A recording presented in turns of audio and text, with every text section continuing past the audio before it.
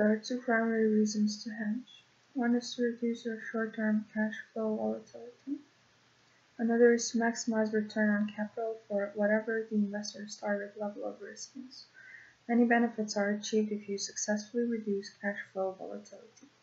The primary one being that the risk of bankruptcy is reduced, which not only reduces the cost of borrowing, but also makes lenders more willing to lend you any money to begin with. Furthermore, more accurate earnings forecasting is possible when hedging. A company with more predictable earnings will in general be more valued by investors. If your company uses hedging to withstand short-term price movements, its management can then focus their energy more fully on the company's core competencies, doing what they're best at. Some people don't like the idea of hedging against price fluctuations because they feel that in some ways it's a lot like gambling, but that's not true at all. Gambling increases one's risk profile by making a bet on price movements. By hedging, you are doing the exact opposite. You reduce the risk profile of your organization and don't have some preconceived notion that the odds are somehow in your favor.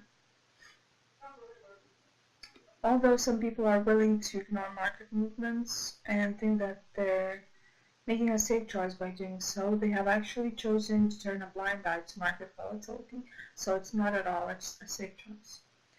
Another thing worth mentioning is options. You can think of options as a kind of insurance against the price of a share in a company moving either up or down. And just like you would with regular insurance, an upfront premium payment needs to be paid to the seller of the option. Though it's important to remember that an option gives you the option, hence the name, but not the obligation to buy or sell a share at a set price in the future. Options can be priced using a variety of different mathematical models, the Black-Scholes being the most common one. This model uses several assumptions about market behavior when pricing an option. For example, the ability to continuously hedge an option position.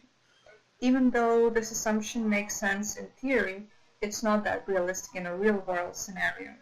However, it's still one of the most popular models used by traders. It's frequently used, largely explained in that it provides a quick closed-form solution.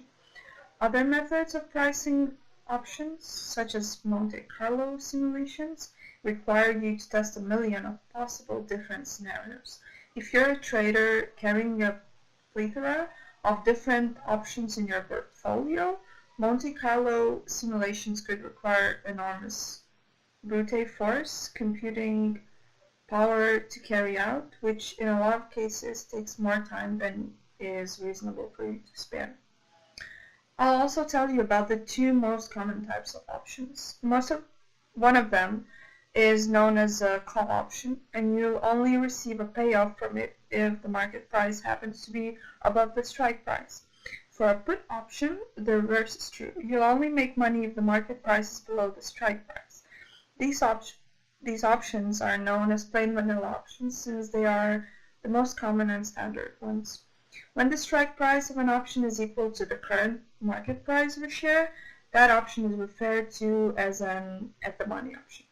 For example, when PayPal's share price is $85 and the call or put option is also $85, it's called an at-the-money option.